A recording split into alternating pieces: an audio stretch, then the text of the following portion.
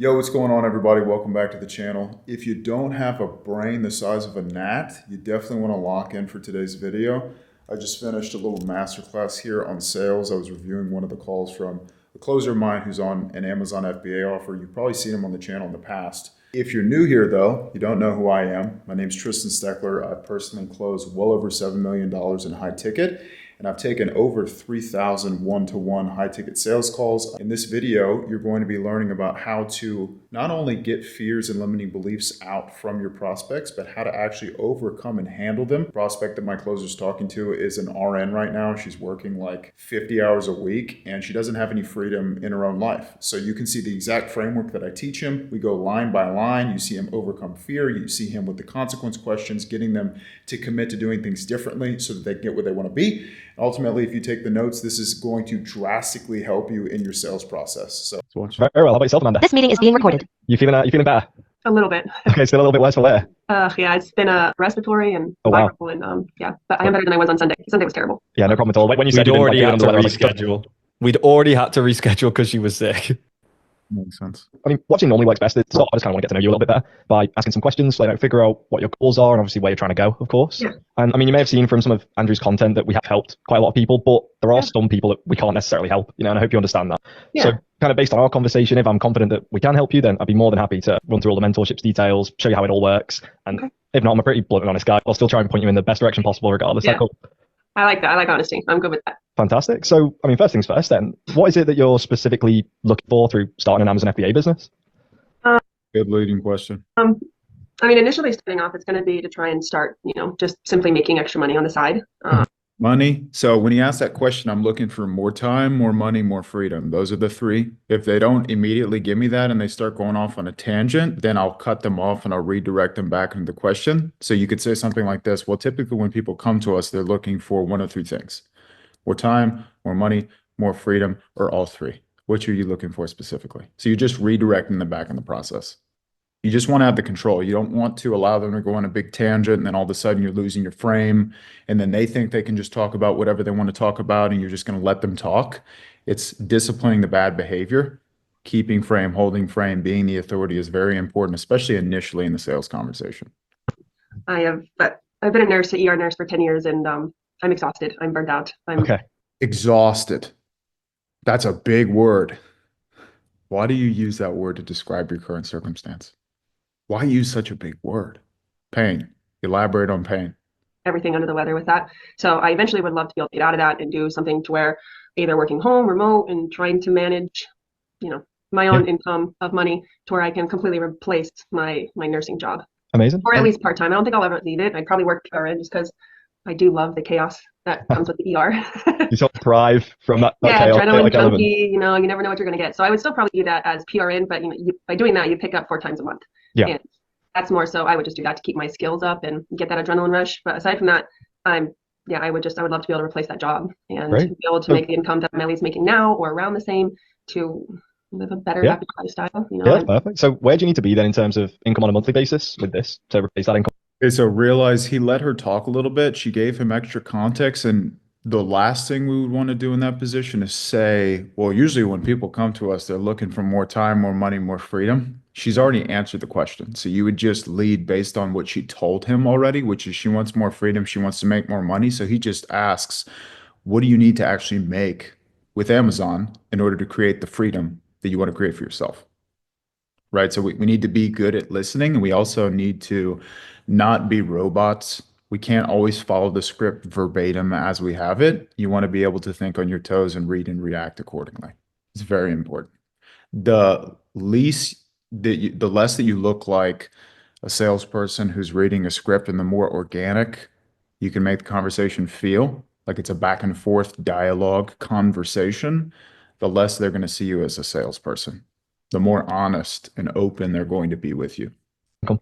It's going to be around 7,000. Would have to be, right around that. Granted, that's not any money going into my 401, retirement, and that kind of stuff.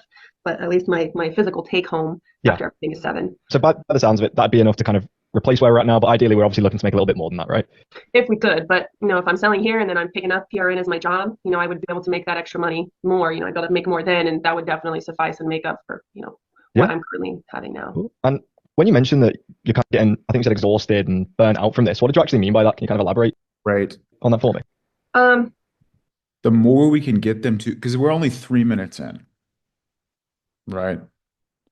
The more I can get them to open up about the fact that they're dissatisfied with their current reality from the jump, the more urgency will be built, more drive to escape where they are, the more progress, the more leverage that I'm going to get them to commit to change. Because what I see oftentimes when I'm reviewing calls is we're not asking the right questions to build the emotional state where they want to get out of their current circumstance, which is going to put us in a position at the end of the call where we don't have any leverage or urgency built up. So they're not going to see the value in what we're providing. They're not going to see a reason as to why they need to make a substantial investment into themselves. They're not going to see a gap in between where they are and where they want to be. So all these questions that he's asking, especially early on, are very advantageous to the sales process. I don't know if you've ever worked in the healthcare or not. I have not. I used to be a personal trainer, so that's maybe as close as I've been, but I don't think it's the same ballpark. Yeah. I think the big thing is, people come into the hospitals and they are sick, they're grumpy, they're irritated, they hate their life, they hate being there. So it's just, there's so much negative energy constantly surrounding me. And it's good, man. It's really good. AKA, I can't be my best self in this current job. This job is draining me. The more you can get them to tell themselves that they hate where they are, they cannot stay where they're at, the better. Because then you just stand at the end of the hallway with the keys and you're like, well, hey, why don't we just do this? Why don't we just take this step? Because as he gets her to open up about pain and frustration of the current circumstance, then the logical next step is, what's kept you in this job as long as you've been in it? Why haven't you taken the necessary steps or actions to get yourself out of this position, being that this has been such a point of frustration and conflict over the last time frame? Right. So I'm trying to stack up irrefutable evidence that what they're doing isn't working and they need to change. And I would not say I'm an empath, but I have very much empath abilities. And so over the years, it drains you. It kind of, honestly, your soul kind of crumbles a little bit. I see crazy shit, excuse my language. I see people die all the time and family members that don't care of their family. So I just see so much negativity all day, every day. And, people treat you like crap. I always say RN stands for refreshments and narcotics because that's all they ever want, even if they're dying and they could give two shits of that, all this hard work you're putting in. So I think I'm not appreciated enough of the job and with all the negativity and it just brings you down. And it's hard. It is. And it's hard to, you have to get really good at, separating your work life with your home. One question that I would ask is, has it always been this way? Or is this something that's been more recent? Right? Because if it's always been this way, then we just have more leverage to ask them, well, what's kept them from doing more? Why have they stuck with the job as long as they have? Because you become. That's where the limiting belief will come in, right? I didn't know if I'd be successful with coaching or starting a business. I thought I could figure it out on my own. Coaching's too expensive, right? And then you can overcome and pre-handle those objections so they don't come up at the end in the form of, I need to think about it. I need to pray about it. This is too much money. I don't make decisions on the spot. Become so hard. You have to become that way to be it. Do you think you created sort of like a shell around yourself, would you say? Yeah, at work, I try to keep that shell because I don't want to bring any of that negativity home. There's days where it's harder, obviously, where you have terrible stuff happen. And okay, a question you could ask. Besides you, who else is this affecting? Right? In what ways is your job negatively affecting you? In what ways is this affecting you? Where else is this showing up on the day-to-day? My goal is to only give myself a max hour at home to dwell over that if it was bad. But after that, I need to shut that down because my friend's family and my own personal mind, my own space. To seep into those elements, I suppose. And I mean, you said there that you feel underappreciated. Don't assume.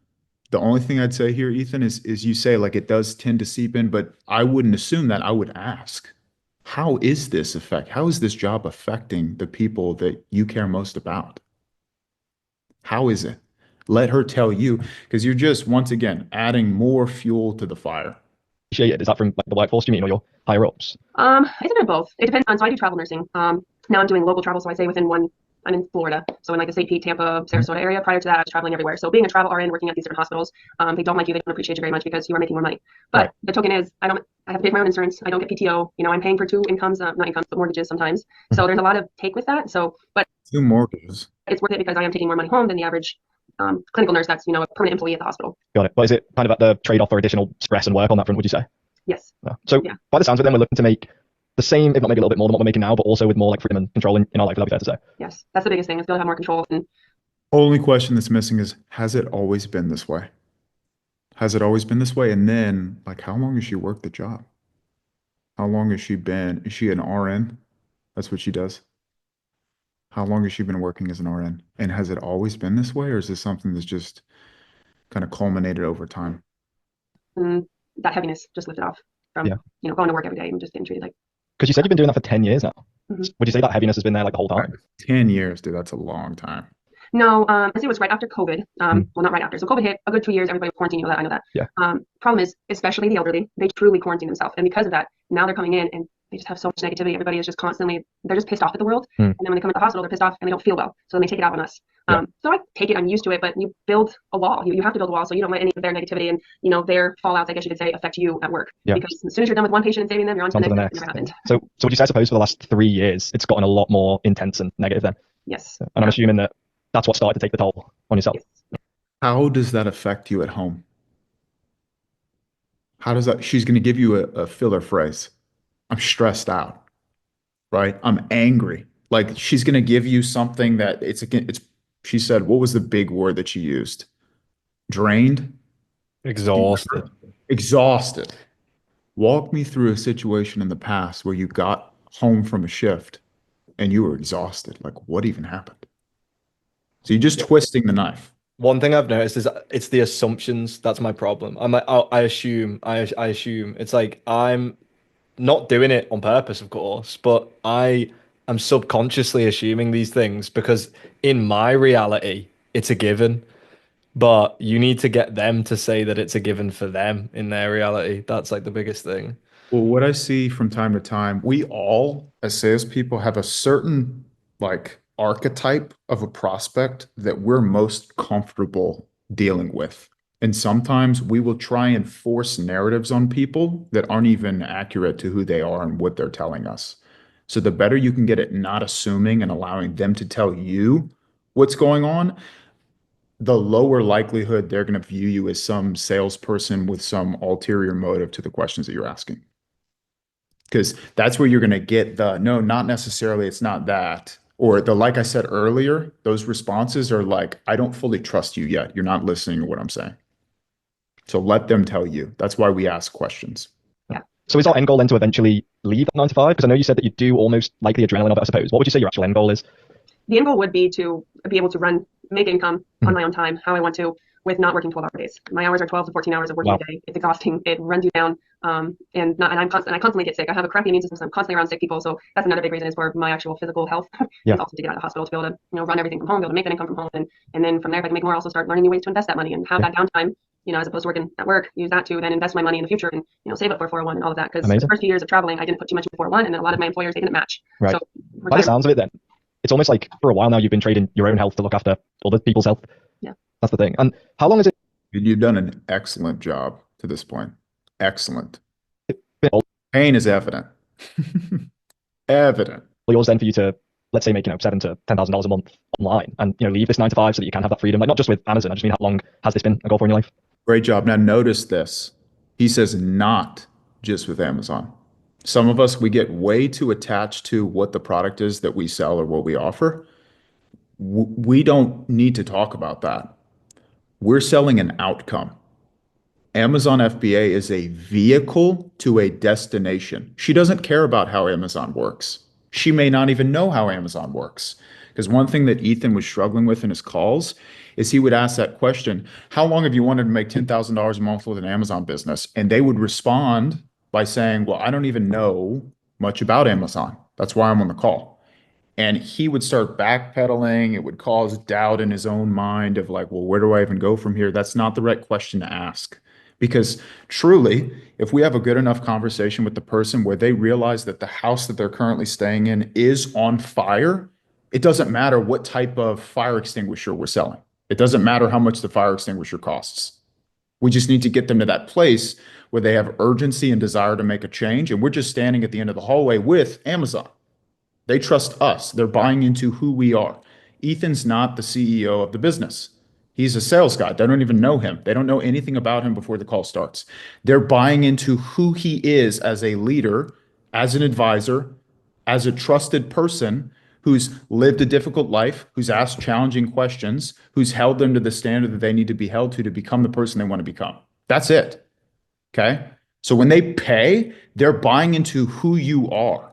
That's why these questions are so important, but that's also why it's so important to live a difficult life, to honor the commitments that you make to yourself. If you cut corners in your own life and you're not leaning into discomfort, spending money on ads, investing into yourself, then how are you going to ask somebody to do something you wouldn't willingly do yourself? It's incongruent.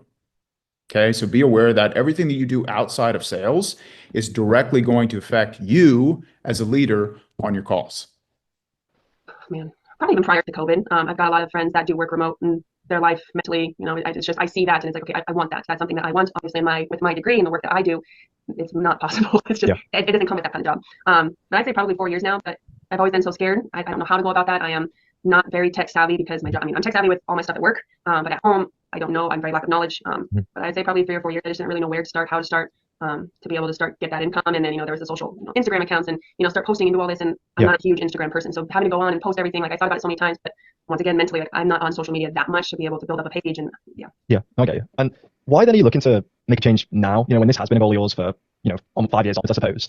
Real quick, if you are enjoying the video and you're looking to level up your sales skills, whether that be objection handling, shifting identities, pre-handling objections, definitely make sure to click the link in the description to see if you can qualify to apply for one-on-one coaching with myself personally. If not, definitely continue to watch the video. I hope you get as much value as you possibly can, and I'll see you guys in the next one. What sort of simply just because I have a job. I make the money I make. I can take it home. It supplies my entire lifestyle. Every other job I've even looked at going into, I won't make as much money as I make now doing travel nursing. So it's a sacrifice in a sense of scared to make those sacrifices online, not knowing where it would go, while also knowing I have a good stream of income. It's, it supports me and my fiance and my life. So I think that's why I have my income here, and I'm blinded by that as opposed to coming over here and trying to completely change my mindset of how to have that income come in. So and or laziness, whichever you want to call it. I suppose you could say maybe laziness to some degree, but that word you used of fear, kind of fear of the unknown, that normally is probably the primary thing that does stop people, from going out on a limb and trying to start their own business to get freedom, because it's scary. That's the thing. And what then have you been looking into over the last 5 years, to put yourself into that position? Have you looked into anything before? Most important question in the sales process, in my opinion. If you sell something that makes people money, you have to ask this question. What have you specifically looked at over the time frame that you've wanted to achieve your goal so that you can? That's really all you're asking. So for him, what have you specifically looked at over the last 5 years to put yourself in a position where you can make $10,000 a month so that you can leave this job as an RN? That's the question. They're going to go one of two paths. They're going to say, I've done nothing, which means that they're being lazy in answering the question. You're going to have to get more context as to what they've tried. So I would rebuttal with something like, you haven't done anything? No YouTube, no TikTok, no research, no nothing? No, I've done some research. I've looked into X, Y, and Z. Well, what have you actually looked into? Have they got on calls to look into investing in themselves, or have they just been doing a bunch of research, looking at all the different business models, watching all the YouTube videos, downloading all the PDFs, right? This is vital information for us because they're now on a call with you. If they've been on calls with multiple other companies and they haven't taken the step, there is a reason why they haven't. And if that goes unaddressed, they're going to do the same thing to you that they've done to multiple other people. Okay. If they have joined a coaching program, they've made a financial commitment into themselves. There's also two paths, multiple paths, actually. Maybe they invested $500 into a course, right? It didn't have the coaching, the one-on-one mentorship, the necessary skill development that was required to get them where they wanted to be. And maybe they have a bad taste in their mouth, but they also may not have the perspective on understanding you get what you pay for. If you spend $500, that's not going to put you in a position where you're making the money you want to make. It's just not enough, right? If they've spent a substantial amount on coaching and haven't gotten to their goal, they've been burned in the past, right? Questions will arise of, does this investment that you made in the past that didn't work out have you at all apprehensive in making another investment into yourself? Because it's okay if it does, right? But that gives us opportunities to use analogies to overcome people. If I wanted to get married, right, wanted to find my wife, and I threw the towel in after the first girl that cheated on me or broke my heart or told me she didn't want to see me again, I would never find her, right? So although I can definitely understand and appreciate that you made an investment, you made a commitment into yourself and it didn't work, if we allow that decision and choice to therefore prevent us from making more decisions and choices to get us where we want to be, how are we ever going to get there? Okay, so there's so many different angles that we could go down. That's where he's moving into now, but he's also going to get fear out, right? Because if they haven't taken the step in the past, it's not because they didn't have the time. It's not because they couldn't afford it. It's because they're fearful that if they spend the money, it's not actually going to get them where they want to be. They're looking for a guaranteed way of success. Okay, so there's all kinds of analogies that I teach people to use in those moments to overcome those limiting beliefs and get them in a state where they're willing to commit and take change regardless of a guaranteed outcome. I've looked into a few, different types of nursing jobs, yes. But IV therapy, hydrate, that kind of stuff. There were a couple companies that, one in particular, I kind of helped him start it up. Make sure in these moments when they start answering these questions that they're answering the right question. I'm not asking you how going and washing the neighbor's dog went. I'm asking you, what have you specifically looked at online to put yourself in a position where you can make the money you want to make? So make sure they're answering the question correctly. If you move on with a bad answer here, you're telling them that you're okay with getting the wrong answers. You don't mind them not answering the questions that you're asking. So that's why it's so important to know why you're asking the questions that you're asking. But at the end, I tally all the numbers and the amount that I would get paid for, and it just, once again, it wasn't worth my time and energy with the amount of income that I was making then. And then as far as going online, I just don't know how to go about, I've tried the investing, I tried a little bit of stocks. So I've kind of dabbled in everything, but never full-fledged, dedicated myself because I didn't see enough potential there to make it worth it, I guess you could say. Got it. And so with those things you've sort of dabbled in, have you ever really kind of put anything into practice and kind of gone and actioned it, or was it mostly sort of doing some research here and there and things like that? Only the IV therapy. Did I have some of that, and that was pretty much it. And I put the time and effort and the dedication, but it's just at the end of the day, working under someone doing that was not worth my time and effort. And it was a good opportunity, meeting people, do all that, and I told the owner of this company, like, what you're doing is going to be fantastic, but unfortunately it's not meant for me at this time to put all my attention there, knowing I'm going to be taking far less money home. So that is really kind of what stopped me. And then as far as online, it's the fear of the unknown. I don't know how to really go about this. And Nice. A lot of times people have wanted to research out to or tried to learn, but there's so many scams, there's so many people, things I've kind of initiated, and it just seemed very scary. So if she told me that, like, collapse the call. Imagine I said it's $5,000 to join our mentorship, and this was her response. Yeah, there's just a lot of scams out there. I don't know if I can trust you. Is she moving forward? No. So now that we've got a bad response to this question, we need to clarify and get the context and reframe the belief. This is classic pre-handling objections. If you overcome this now, it's not going to show up at the end of the call. That's why it's so important to ask the right questions early and often. Know where you're headed and what you're trying to get out of the questions you're asking. You should never just be asking questions just to ask them. There should always be a significance behind why your mouth is opening up. So see what he does with this response. Sketchy, and it's like, okay, no, I'm not going to do that because I don't feel safe about it. And yeah. And would it be fair to say that you're feeling a little bit stuck at this point then? In my career life, yes. Yeah. And how long would you say that you kind of felt stuck for now? Probably 3 years. Like really, truly right after COVID is where I just kind of felt stuck. Question that I would ask a bit different is, where does the fear stem from? Right? Does it stem from speculation or does it stem from personal experience? Like, where does it actually come from? And then, with my degree, it's I've always thought, okay, other medical. And I wanted to get into possibly medical sales. That was my other thing. But you really have to know people to get into medical sales, to get into a good company. It's not what you know, it's who you know. That sort of environment. Yes, in that situation, yeah. And with you mentioning there, when you kind of tried to dabble in things and look into mentorships and things like that, having a coach and a mentor is obviously proven to get us quicker and closer to our goal. But you said there that there's that fear of scams and kind of uncertainty and skepticism. Where does that actually come from? Have you been scammed? There it is. Good job. In the past, or has someone you know been scammed? Oh, yes. You have, personally? Yeah. Oh. Yeah, I personally have been scammed in a few things. And granted, I'm going to say it's due to my own stupidity. Yeah, I think that's a good word. And trusting people too soon, not knowing who they are. And, I always, even with all the stuff I've seen in my God, I have the context there. life and everything I've gone through, no matter what, I still see the good in the people, and I will always give somebody that first chance, second chance, third chance. So I'm a very trusting individual. Yeah. So as soon as I start getting that, this doesn't feel right, then it's like, okay, if I'm feeling that way now, then that means internally, like, I'm not connecting with this, and it's not something I need to be putting my time in. If I'm having that second guess and I'm having those feelings that this is wrong, I'm going to follow my gut feeling with that. But if I don't, I've learned in the past, I should have just followed my gut feeling. Yeah. And I would have not been. The one thing that I sometimes kind of think on that front is, like you mentioned, you have a fiance. So are you planning on getting married then? Nice. I like this angle. I would just want more insight into what even happened. Does this mean someone called her and she spent $250 on Apple gift cards, or what does that even mean? You know, the more we know, the better. Because I want to draw a line in between what we're talking about and what she's experienced in terms of scams. Because we cannot have those two correlating in her mind. She cannot think what we're talking about is the same thing that she's already gone through. That's the plan, yes. Yeah. And one question I have is, have you been in any relationships prior? If you don't mind me asking. Yeah, I've been married before. Because one thing I always say to people is that fear around mentorships, especially if you've had a negative experience in the past and you've been burned before, it's very similar to, how you may have had prior relationships, prior marriages that didn't quite work out in the end. The second she says, I have a fiance, my question is the person that you're with right now the first person you ever went on a date with? And she'll say no.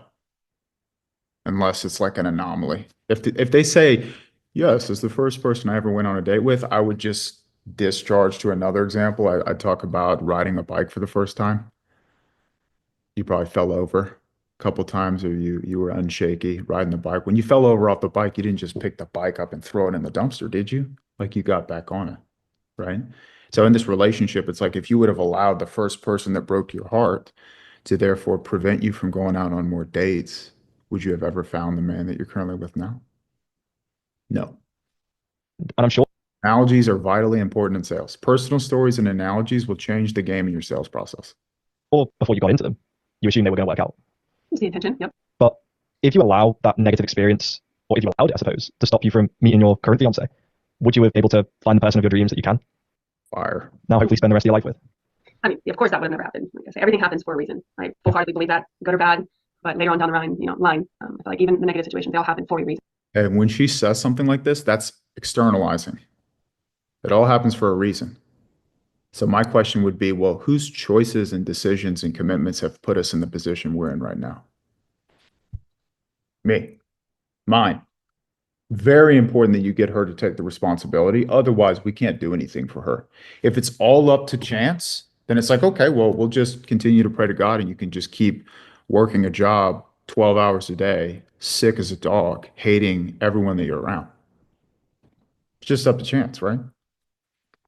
Reason. Exactly. It's just maybe a reason you can't see right now. Exactly. And if you had allowed that past negative experience to build that fear up, and that made you say, you know what, I'm never getting another relationship again, then you wouldn't have been able to live the life that you want to live, right? Agreed. Yep. And how's it any different when it comes to your business and getting yourself a job that can actually give you that money, give you that freedom that you're after? In the grand scheme of things, it's nothing, as you were pointing out. I do agree with that. I think it's more so when it comes to relationship wise, obviously, I'm putting myself out there, but I'm not risking everything I have for someone. Because I have money set aside to do investing and I want to do that. I'm just worried, am I going to put it in the right spot? True. But would you say there's obviously a cost emotionally that you're putting into it as a human, of course? Like if God forbid something did go wrong, that's definitely going to hurt you. Yeah. I would argue that would probably hurt you more than, losing money would, to be honest. It's something Yeah, it does. as big as Yeah, that. yeah. That's the thing. I've lost a lot of money in relationships with this. Yeah, they probably go, that actually probably goes hand in hand, really. I mean, I can't imagine you'd be on this call with me now if you didn't believe that we could actually help you, right? Yes, that's why I'm very excited you guys let me reschedule this. Yeah, I've really been wanting to, and I feel like the past 6 months I'm so burnt out and I want to change that, and I've just always been too scared to take that, that step into doing that. So yeah, here I am with you. Yeah. And that fear in and of itself that you keep mentioning, like, it's very normal. Like I said, it's probably the main thing that stops people from ever starting a business. Normalize it. Fear is normal. Walk me through a decision. He's going to go into it, but you have to help people understand that the thoughts, the feelings, the emotions, the uncertainties, the doubts that they have are normal. If they feel like they're on an island and they're the only person going through what they're going through, it's going to make it very difficult for them to take the step. But if they recognize that the feelings that they're having, right, the friction that they're feeling is good, it's getting them closer to their goals, then they're going to be a lot more likely to take the step. Breaking out of their comfort zone, which I think a lot of people can get stuck in. But I mean, can you walk me through a decision you've had to make in the past where you were doing something for the first time and you weren't nervous? I mean, day-to-day stuff, but anything that's life-changing or even worth your interest and worth getting to learn, it is scary. And Yeah. that Like, do you drive, for example? Yes. Yeah. And do you remember the first time you had to sit car? Oh yeah, driving. Oh god, Yeah. no. Terrified. I'm about an accident. Yeah. Because I remember, like, you're sweating, you've got someone sat next to you with a clipboard, kind of watching your every move. Like, you're thinking. You guys see how many analogies he's using? The analogies are powerful because now he's trying to reframe the fear. So when he says fear is normal, that's enough to say that. But now to make sure that she agrees with it, we're going to use an analogy to get on her side of the table. When the analogy lands and she says, wow, I've never thought about it that way. That makes sense, right? Like as an example, if somebody comes to me and they've just been doing a bunch of research, I would put them into an analogy to help them recognize that the research is not going to get them to their goal. As an example, if I wanted to go out and find my wife and I wanted to get married for the last 2 years, and all I've really done is watch YouTube videos and, pick up artist videos about whenever I cold approach a girl, what do I say? What do I text her? What cologne do I wear? But I've never actually implemented anything and gone out and approached a girl or downloaded a dating app and set up a profile. I haven't gone any dates because I'm afraid of potential rejection. Would you really say I've done everything in my power to find my wife, or do you think I could have done more? Everyone in here should understand what I'm saying when I say what I say. Once it lands, then I can ask, so what's been in the way of you doing more, being that this has been a goal of yours for 2 years to start a business? Analogies are powerful. Okay, I'm never going to be able to do this, honestly. Like, you were probably really nervous. I mean, maybe even a bit scared because driving just is dangerous. Yeah. But after actually, putting the car in drive and passing the test, do you remember how you felt then? Oh yeah, it felt great. It felt amazing. I was like, okay, great. That was worth, that fear and that stress, because obviously there was that reward. Yeah. And I wouldn't imagine now if I asked you to drive to Walmart, you'd be sweating and white knuckling the wheel. Nope, not at all. So would you say that overcoming that fear was worth it? Oh yes, absolutely. Even in my job now, every 3 to 6 months, I'm at a new hospital. I meet new people. I have new doctors, new coworkers. That alone is stressful, and so that's something I go through literally every 3 to 6 months. And once again, it's worth it. It's worth doing that. You're the new person on the block. You don't know how everything's going to run, and then you have to learn doctors' names quickly. You have to learn their protocols and how they run everything. So that alone in itself is very stressful, but it is very much worth it. And once I'm there and in it and doing it, that fear completely goes away, and then I'm just driven. And if you would have allowed that fear to hold you back from, taking action, would you have ever actually become the person who has that confidence when it comes to the job? Yeah. So realistically, for all the things you've done for the first time in your life, if you were too scared and you never did them, you wouldn't be the woman you are today. Yeah, this is very true. So I mean, with that in mind, you can probably see where I'm going here. Do you feel like if you keep holding on to that fear that you'll ever get to your goal when it comes to this life you want to live now, or do you need to make some changes? Make some changes, absolutely. Why now though? Because you've let that fear hold you back for many, many years, 5+ years, so to speak. Like, why not just kind of keep doing what you've been doing? And what's really made you want to hop on a call like this today? Because I want that change bad enough. For me, I'm the type of person, once I truly insert myself into something that I want to do, it's my balls to the walls. I go with it, I finish it. It doesn't matter what kind of task it is. I'm very task driven when it comes to that. So I think now it's truly hit me like, okay, I need to try and get out of the hospital setting. It has officially hit to where it's like, I need to change that because it's going to make me happier as a person. It's going to make me happier in my own life. It's going to make me healthier. Was there a defining moment that's triggered that recently? Well, what's kept you from being that person when it comes to you building your business? Right? Because when she says, whenever I commit to something, I give it 100%, et cetera, et cetera, et cetera. It's like, well, that sounds great, but we haven't done that when it comes to building a business. So I've been this is the thing with me now. I soon you'll see go into, are you open to honest feedback on this call?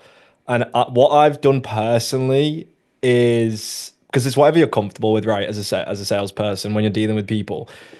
And this is probably just because of some recent calls I've taken. I've had some quite negative calls lately, where a prospect's gotten very aggravated with me, hung up, been super defensive.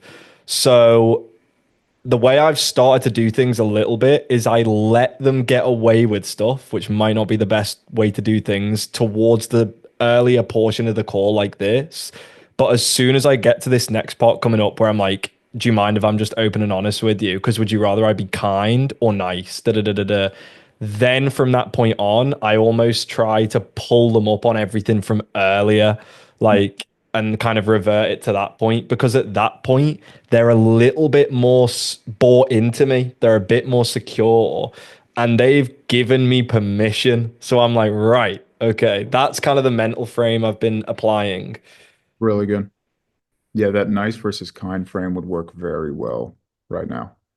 Because it's like, if I'm going to be kind with you, I'd have to hold you accountable to the fact that we haven't given it 100% of everything we have to start this business. So how committed are you to overcoming the fears, the uncertainties that you've had that have held you back over the last 2 years so that you can start the business and get it off the ground? Excellent. I wouldn't say extremely recently, but the past, probably beginning of this year and everything, especially with my job that I have now, they've gotten a little bit more strict. And it's one of those, because I'm never top of the totem pole. Because I'm a traveler, I'm always at the bottom, which means I'm the last picking. So because of that, trying to get vacation time off at the times I do want to go travel. I love traveling. I've traveled all over the world, and that's something that I will always do no matter what. It's made it far more difficult now because I can only go exhausting and terrible that feels, especially because you have a meeting that's important to have. And it's just, how long has it been since you've actually prioritized yourself in your own life? I'm terrible at that. in the sense of like truly my own personal health, I'm bad at. Everything that I need to manage around my life, very easy, but taking the time to take care physically of myself, I'm bad at. I'm a caretaker at heart. I've always been that way, so I'm always wanting to care for others, and that's something that I have learned over the years is a good thing, but you got to take that time for yourself and do that. An analogy you could use with this person is it's like, you know how when you get on a plane, they'll have those little masks that'll drop down. And the whole idea behind it is like, if you're trying to put on someone else's mask before your own, you're not going to make it. Right. So it's like, what impact has that had on you, like living that way for so long? And I'm starting to realize that more. Hence why. Well, have you heard the reason why I ask is because have you heard the phrase, like, the people that make the others the happiest are the saddest? Yeah, it's the same idea. I have heard that. I wouldn't say I'm necessarily a sad person because But it doesn't land. So that analogy that I just gave would have landed with her. It's like if the plane's going down, what do they tell you to do? They tell you to put your mask on first. Why did they tell us that though? I grew up and came from a very, very rough childhood, something that no child should ever have to go through. And I experienced terrible things, and I was able to get pulled out of that. And because of that, and once I was put in a healthier household and had a supportive family and had that love that we've been talking about and that's been holding you back, and you do invest into yourself, so that Andrew and the team are able to help you gain that knowledge. And now we're getting into future pace. And stop this being such a scary, unknown world. Very thorough, dude. 30 minutes before future pace. Extremely thorough. So that you are in the position where you're making, $10,000 a month. Let's make a little bit more than what we're making now. That'd be $120,000 a year, like $1.2 million over the next 10 years. That's a pretty big jump. Yeah, absolutely. How would that actually change things for you? Besides just adding a few extra ones and zeros into the account, what type of life would that allow you to live? It would definitely allow me to focus on. I like what type of person would that allow you to become? It's a great question. Things that I love to do, things that bring me joy, being able to spend more time with my friends and family. That is extremely important to me. And, working 14-hour shifts, it makes it very difficult to do that. And, how long has it been since you've been able to spend that time with your friends and family then? It's often not. It depends. My work schedule changes every single week. It is not consistent. It's consistently inconsistent, like I say. Like ups and downs. Yeah. So it depends on my work schedule, really. It's, being someone that works, I also work nights. Oh, wow. This is the recipe for up and down heart rate by the sounds of things. Yeah. I think I'm putting two and two together while you mentioned you've not been feeling very well for quite some time. Yeah. Have you been doing that for the whole of the last 10 years? Say that again? Have you been having like that routine and having to work like 12 to 14 hours for the last 10 years, or has that been since after COVID? No, for the past 10 years. Wow. Yeah. And what do you think's really kind of kept you in the occupation? Do you think it was just your love for caring for others? Do you think that's really been your driving force to stay in it? Because a lot of people, if I'm honest, I think would have quit earlier. They would have conked out sooner. Yeah. A big part is that, yes. There's not. It's hard to explain when you get to a point where you truly are able to save someone's life and you have their family and friends there, and you're that person in that middle, transferring information and telling them this image. It's a feeling that I can't explain it. It's extremely rewarding to be able to bring someone back from the dead or prevent someone from getting to that point. I love teaching, I love coaching, and I do that every single day at my job. So the things that I truly do enjoy doing are part of nursing. And I'm an adrenaline junkie. I love seeing nasty open wounds. I like when people come in and they're coding because I want to save their life. So that's where being an ER nurse is very, very different from any other nursing category, I guess you could say. So I'm an adrenaline junkie, and I like to move. You never know what you're going to get. 1 minute you're sitting down, all your patients are good. The next minute you're going to have someone coming in that's, I'm sorry for the express, but they have esophageal cancer, and all of a sudden they're extremely vomiting blood everywhere. And you are working with the team. Yes, it's the extremes, and I like those extremes, but those extremes also wear on you over the years. Well, talk to me about the extreme of working 12 hours a day every single day and getting home and feeling exhausted. Let's talk about that. Even as much as I like it, but how much longer do you think you can go carrying on in that routine though for? I think knowing that this job here, it allows me to have the lifestyle that I have where I'm at with my family and friends, I could do it many years down the road if I needed to, but I would not be happy at work. I don't want to be that type of person. It's not worth the strain and the anger and the frustration that just sits in your body. Strain, frustration, anger. Okay, you going to work now, has it kind of got to the point where you're not necessarily waking up with a smile on your face, happy to go in? It's shifted now to the polar opposite, would you say? I wouldn't say polar opposite, but there are a lot of days where I do feel that way, yes. Okay, well, how does she actually feel about it? Because you see how now it's starting to turn into, well, I could keep doing it. I could just put up with it. I think she's confusing strength. She doesn't want to be seen as weak with you for actually being honest and admitting. She says one thing and it sealed the deal on her casket though. She said, because she's lesbian, but she's with this fiance and they are planning on having children. I'm not sure what approach they're going to go for with that, but she says that they want to have kids.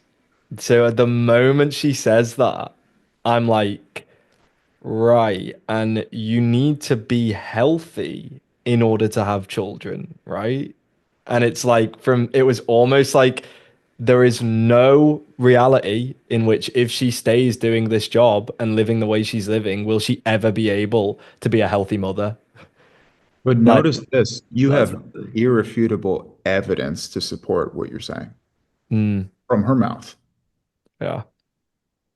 But that's I why need to it's be so vitally important. I need to be harsher. Like in not even harsher, just like More more concerned. concerned. Yeah, Yeah. concerned. It's not every day, but it continues to build. It builds up. Yeah. And then, then when I get my 4 or 5 days off sometimes in a row, when that happens, it's a great mental break from work. And then I get refreshed. I'm able to see my family and friends, do the things I love. And then that brings all that joy back. You've done it for 10 years. What's another 10 years? That's the angle that I'm going. I'm like, I need to collapse this house of cards. There's no way I'm going into the pitch with her telling me that it's fine. Because if it's fine and you can manage it and you can make it work and you're strong enough to do it, where's the drive to actually change? What's your thought process on this though? Because this is how I'm viewing it while I was on the call. I know that consequence is coming. So what I'm thinking is I just stick to my frame in my head because I'm like, I know for a fact that I'm going to crumble this in consequence. And I'm gonna bury it and be like, look, if we carry on the way things are going, that is not gonna happen. This is gonna happen.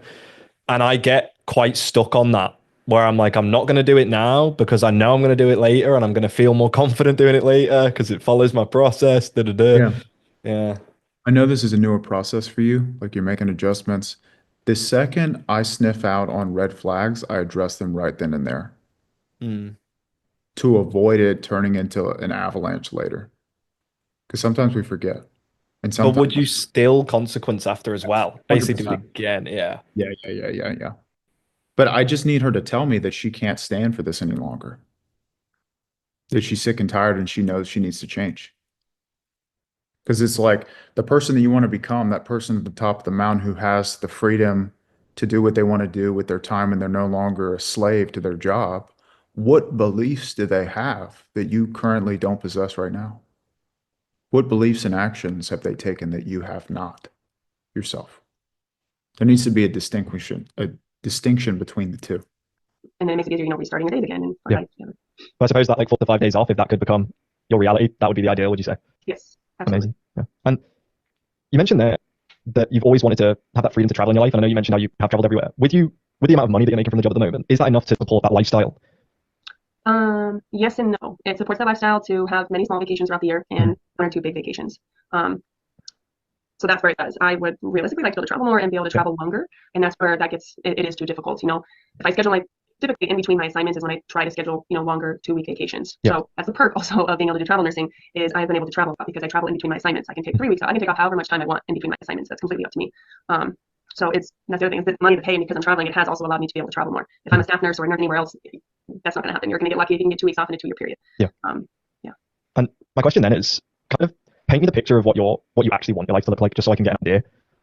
What I would want my life. I think the big thing is if I can work from home, even if I'm working 30 hours from home and trying to make that money and do that, even if I had to do 40 hours, like that to me, to be able to be at home and see my fiance more, see my friends more, be able to spend more time with my animals, and then being able to put that time and effort into myself of the things that I love doing. That's what I want to see. And I want to also, yes, I was saying $7,000 is what I would need to make now, but I want to be able to make more. I would like to be able to get. Are you open to honest feedback on this call?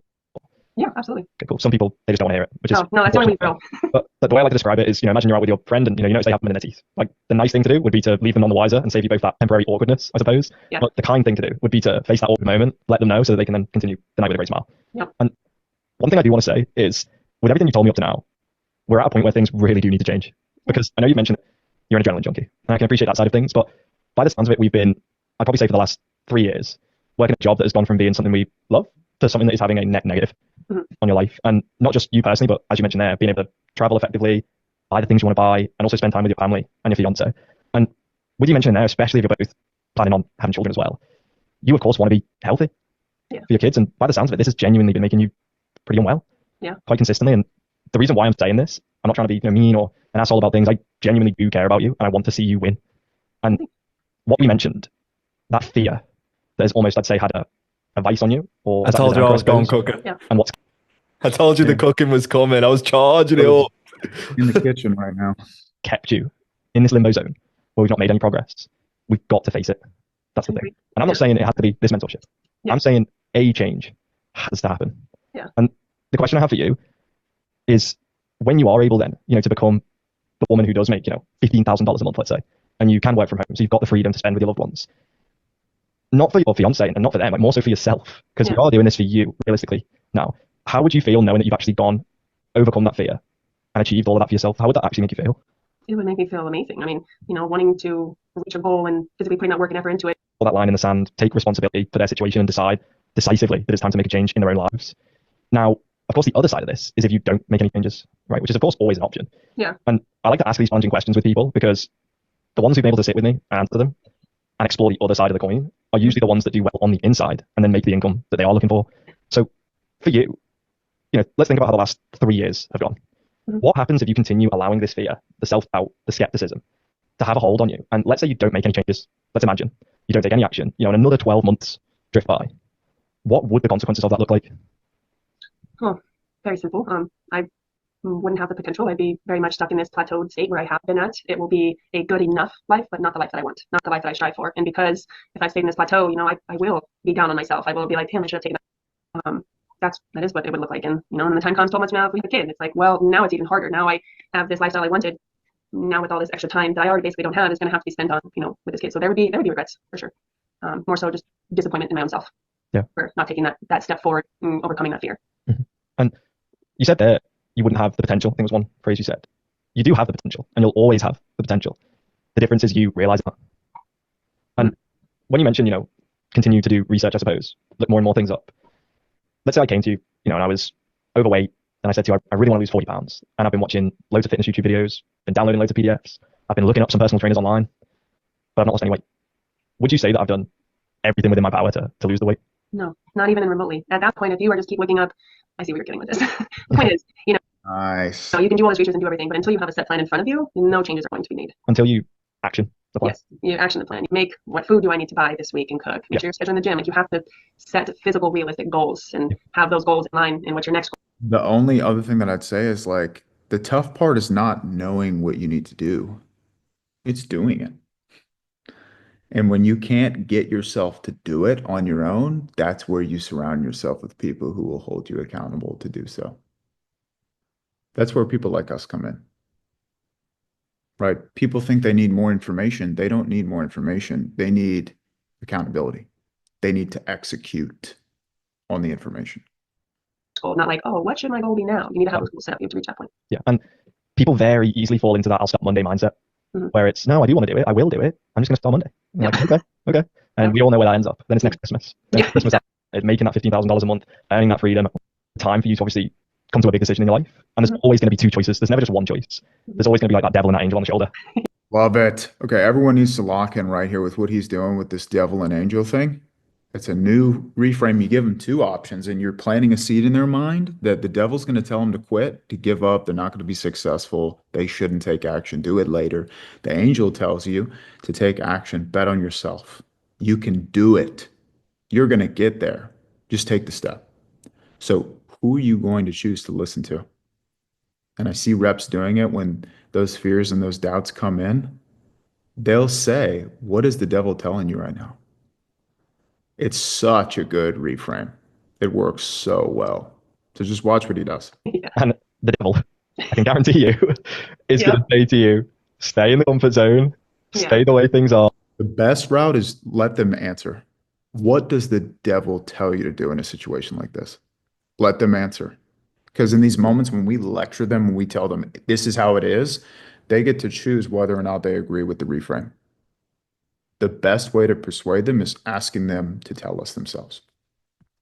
Because even though it's not what we want it to be, it's familiar. Yeah. Whereas the angel is going to say, I know it looks foggy.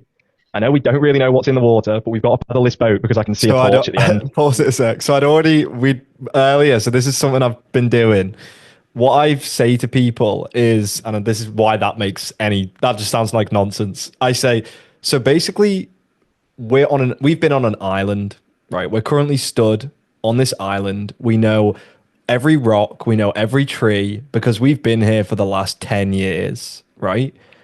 And we can see this light in the distance. We can see it, but above the water, there's this cloud of fog. And we can just see this glimmer shining through, but we do not know what's in the water. We don't know what's between us and what's between that light. And you've got two decisions. You can stay on this island that we're familiar with, or you can get into the boat, pick up the oar, and start paddling. Because as long as you keep your eye on that light, the chance of you making it through is always going to be there. So like, that's why I've basically brought this back up and said the angel is the one who's going to tell you to pick the paddle up and get in the boat. The devil's going to be the one telling you to stay on this island. Phenomenal. Yep. And when it comes down to it, you've got to be willing to listen to that angel and trust that if you keep rowing that boat, you're going to get through the fog to that light. Yeah. Does that make sense? Absolutely. No, I agree with you 100%. Amazing. So would you like our help with that? I would greatly appreciate it, and I would love to help, especially because, like I said, I'm not super tech savvy. No, don't Not worry. because I simply can't learn, I just haven't had the Okay, now everyone needs to recognize this. Did we spend any time talking about Amazon to this point? No. What do we spend most of the call talking about? The person, right? So this should help you understand. I mean, I'll go to the end. Did she give any objections? Don't think so. Let's see what she says. So, I mean, this is obviously the moment of truth. So to get full access to the mentorship, everything I've just gone over there, the private coaching, group coaching, the live calls, the sourcing strategies, it's a one-time $5,000 investment. Now, that doesn't need to be paid all in one lump sum. There are ways in which we can break it down, but how does that land with you personally? I think that's very reasonable, seeing, especially if you guys can, you're doing that, we can pay it over time, especially, you're at least pay part of it. Now you're introduced to the company, you're having those resources. Now you can physically start making something of it. So I think it's very reasonable, especially from the sounds of it, how many resources there are. That 5,000 in the long run is nothing. Great. And I mean, money aside for a moment, is this definitely something that you want to do? Yes. Great. Why do you know that you want to do it? Because after everything we've talked about, I want to change my career path. I want to have more flexibility in my life. I want to just be happier and have more freedom. I think that's the most important thing now for my life that's needed. Amazing. So in that case, then, what a lot of our students do when they're in the position of wanting to break it down is I just walked her through a firm. firm, and I just walked her through a firm, and she paid from that point.